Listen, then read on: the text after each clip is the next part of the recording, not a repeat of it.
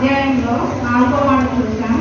అలాగే మార్కు సువార్తలో కూడా 15వ అధ్యాయం, మార్కు సువార్త 15వ అధ్యాయం 33వ వచనం, 34వ వచనం. మధ్యాహ్నం మొదలుకొని 3 గంటల వరకు ఆ దేశం అంతటను చీకటి కమ్మెను. 3 గంటలకు యేసు ఎలోయి ఎలోయి లామా సబక్తాని అని బిగ్గరగా కేకవేశాడు. ఆ మాటలకు నా దేవా నా దేవా నన్ను ఎందుకు ప్రేమించుదువని అర్థం. ఎలోయి ఎలోయి ఏలి ఏలి అనేది అరబిక్ భాష. ఆ మాటకి నా దేవా నా చేయి ఎందుకు విడుచుదువని అర్థం. లేఖనము నెరవేర్పు. ఇప్పుడు మనం చదువుకున్నది ప్రవచనం చూసుకున్నాము. కీర్తనలు 22వ కీర్తన 1వ వచనం. కీర్తనలు 22వ కీర్తన 1వ వచనం. నా దేవా నన్నేల విడనాడితివి. అది ప్రవచనం అన్నమాట. ఆ ప్రవచనం నెరవేర్పే ఇప్పుడు జరిగింది. ఇక్కడ నా దేవా అని యేసయ్య అన్నారు, కానీ నా తండ్రి అనలేదు. ఆయన భూమి మీద ఉన్నంత వరకు నా తండ్రి ఈ చిత్తమే జరగాలి తండ్రి అనే పిలిచారు, కానీ దేవా అని ఎక్కడా పలకలేదు. ఇప్పుడు సిలువలో ఆయన ఎందుకు నా దేవా అన్నారు, లేదు. ఆ బంధం అనేది పోయింది. తండ్రికి కుమారుడికి ఉన్న బంధం పోయింది. ఎలాగా? కొరింథీయులకు రాసిన మొదటి పత్రిక,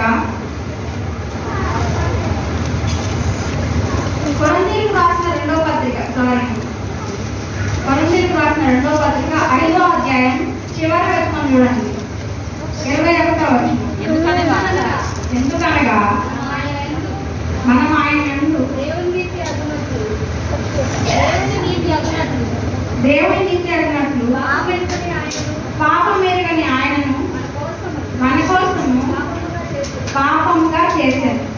మన కోసమే ఆయన పాపంగా చేశారు. పాపం ఎరుగని ఆయనను మన కోసం పాపంగా చేశారు. ఆ పాప భారం ఎలా ఉంటుందంటే దేవుడికి మనకి అడ్డుగా ఉంటుంది. ఆయన మన ముఖం చూడలేడు అసలు. ఆ పాపం మన దగ్గర ఉంటే ఆయన ముఖం మనకి చూపించాడు. యెషయా గ్రంథం 59:1.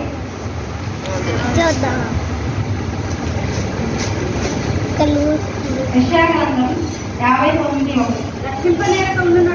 రక్షింపలేక ఉండనట్లు యెహోవా హస్తము పుచ్చకాలేదు, విననేరక ఉండనట్లు ఆయన చెవులు మందము కాలేదు. మీ దోషములు మీకును మీ దేవునికి అడ్డంగా వచ్చింది. ఏమడ్డంగా వచ్చింది ఇక్కడ? దోషం ఇవన్నీ మనకు దేవునికి అడ్డుగా ఉంటుంది. రక్షించుకోవడానికి ఆయన హస్తం పుచ్చ కాలేదు, వినలేకపోతున్నట్లు ఆయన చెవులు మందం కాలేదు. ఆయన వినడానికి చాలా మంది అనుకుంటారు, నేను అడుగుతున్నాను దేవుని ఇంకా నా ప్రార్థన వినట్లేదు. ఎందుకు అడుగు చేస్తూనే ఉంటాయి. ఏదో ఒక పాపం ఉంటూనే ఉంటుంది. అలాగే అబ్రహాము ఆ రోజు మోరియా పర్వతం మీద ఇస్సాకును తీసుకెళ్లి బలిగా అర్పించడానికి సిద్ధపడ్డాడు. మళ్ళీ అదే మోరియా పర్వతం మీద యేసయ్యని బలిగా మనకు ఉంచారు. సేమ్ ఉపమానం ఆ రోజు అబ్రహాముకి ఆయన తెలియజేసి ఉన్నారు. యోహాను సువార్త 3:16 ప్రకారం దేవుడు లోకమును ఎంతో ప్రేమించాడు. ఆయన లోకమును ఎంతగా ప్రేమించారంటే తన కుమారుడిని బలిగా అర్పించేందుకు ప్రేమించాడు. ఆయన కుమారుడిని చేయి విడిచిపెట్టేందుకు ప్రేమించాడు. ఆయన ఎంతగా మనల్ని ప్రేమించారంటే మన కోసం తన కుమారుడిని చేయి విడిచిపెట్టేందుగా ప్రేమించాడు. అక్కడే అర్థమవుతుంది దేవుడు ఎంతగానో ప్రేమించాడు మనల్ని.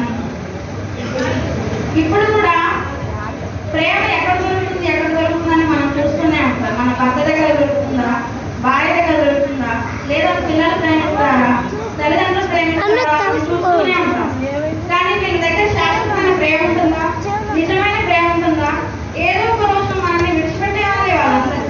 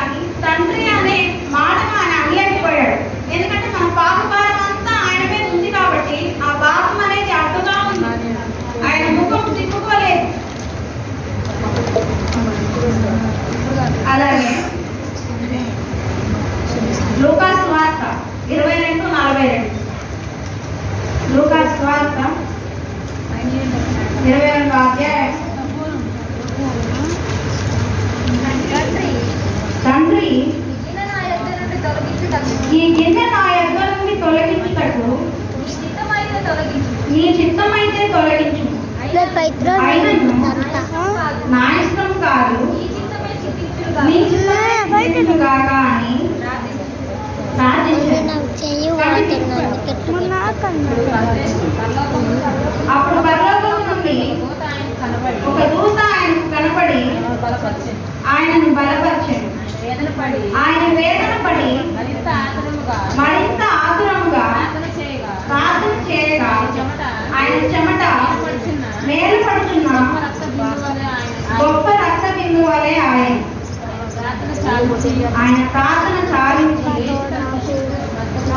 లేచి తన శిష్యుల యొద్దకు వచ్చి వారి దుఃఖము చేత నిద్రించడం చూసి మీరెందుకు నిద్రించున్నారు, శోధనలో ప్రవేశించకుండానట్లు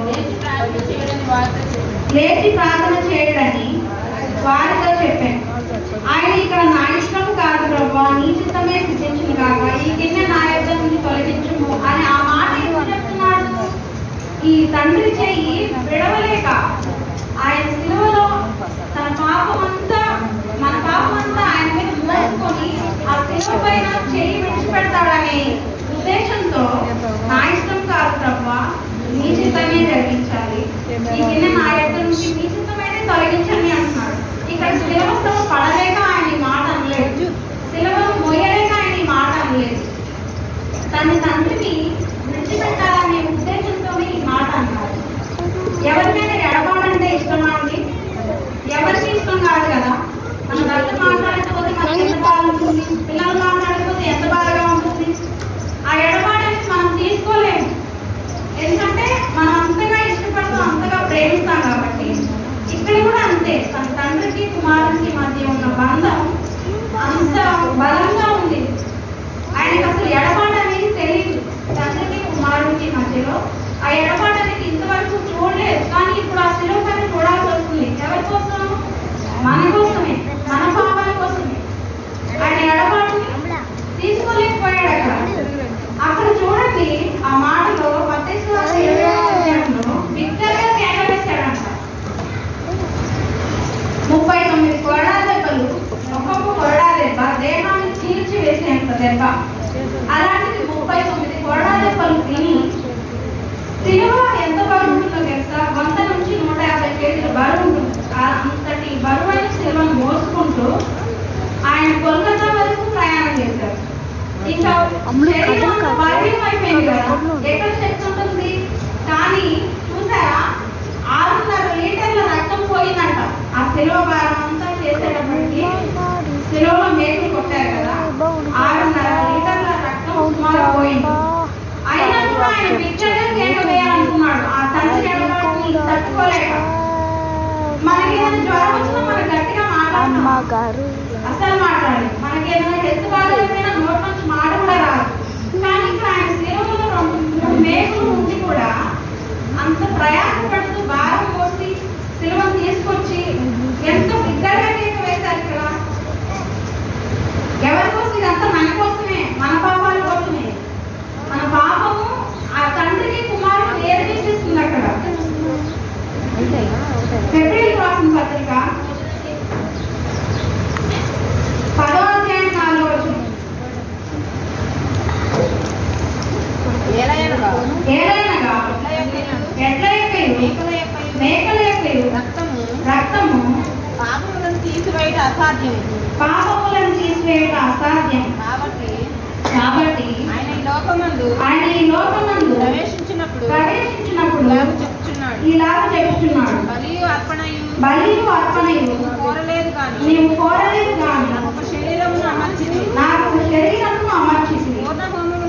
పూర్ణ హోమములను పాప పరిహారార్థ బలులను నీకు ఇష్టమైనవి కావు. అప్పుడు నేను గ్రంథపు చుట్టలో నన్ను గూర్చి రాయబడిన ప్రకారం దేవా నీ చిత్తము నెరవేర్చుటకు ఇదిగో నేను వచ్చి ఉన్నానండి. ఎడ్ల ఎక్కువ మేకల ఎక్కువ రక్తము పాపములను తీసివేయట అసాధ్యం. అందుకనే ఆయనే పాప పరిహారార్థ బలిగా తన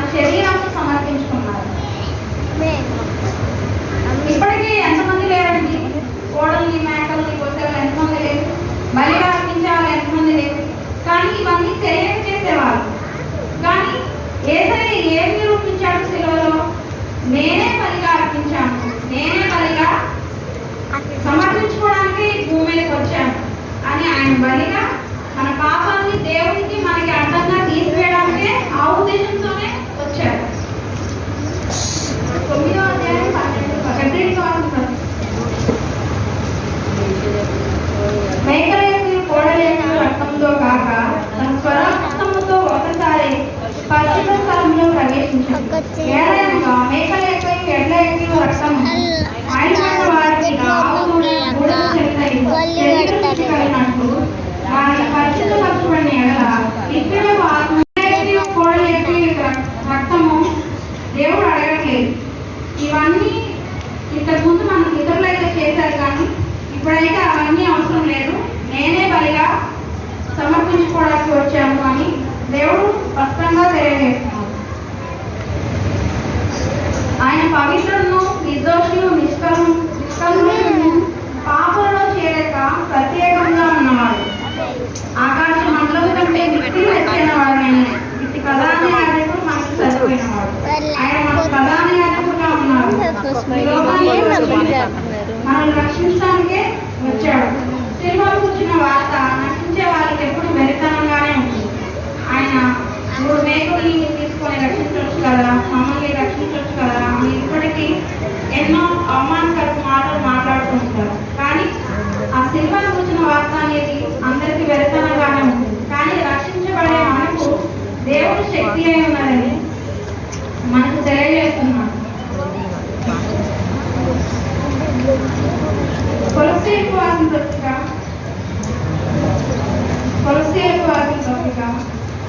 1వ అధ్యాయం 19-20.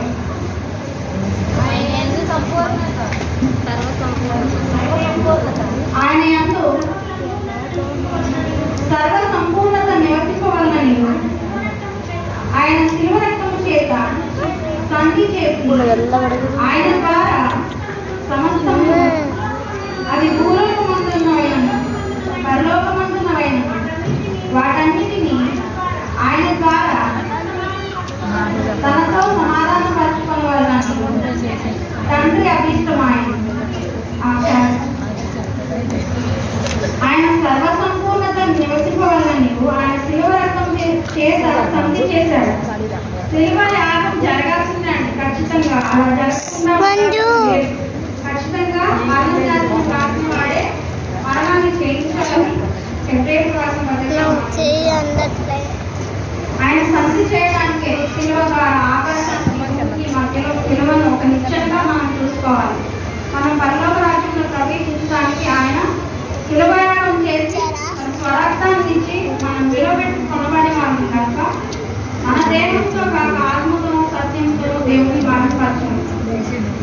ఇప్పటికీ ఎంతమంది లేదండి తాయెత్తులు కట్టుకునే వాళ్ళు, తాయెత్తులు కట్టుకునే వాళ్ళు ఉన్నారు, చాలా మంది ఉన్నారు కదా. ఏసే తగ్గిస్తానులే కట్టకపోతే ఏమైంది అనుకునే వాళ్ళు ఎంతమంది ఉన్నారు. జ్వరం వచ్చినా, పిల్లలకి ఏదైనా బాగోపోయినా, చికాకు వేసినా ఖచ్చితంగా ఏదో ఒక సందాకో ఏదో ఒకటి కడుతూనే అంటారు.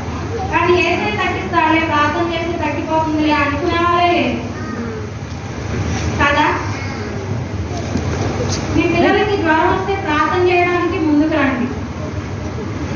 మీ పిల్లలు అల్లరి చేసిన వాళ్ళు జాగ్రత్తగా చూసుకునే బాధ్యత మీకే ఉంది. వాళ్ళు నడవలసిన త్రోవను మనకు నేర్పాలి. చిన్నప్పుడే నేర్చుకుంటే పెద్దవాడేమో దాని నుండి తొలగిపోతారు. ఇంకా ఈ లోక మర్యాదను దేవునికి వైరంగా ఉంది కాబట్టి మనం ఇంకా వాటిని చూసుకోకూడదు. దేవుడే నాకన్నీ, దేవుడే, ఆయనే దిక్కు, ఆయనే తోడుగా ఉన్నాడు అనే దాన్ని ఉంచుకొని మనసులో ముందుకు వెళ్ళాలని మీ అందరినీ కోరుతున్నాను. ఇంతటితో ముగిస్తున్నాను. ఈ అవకాశం ఇచ్చిన అయ్యగారికి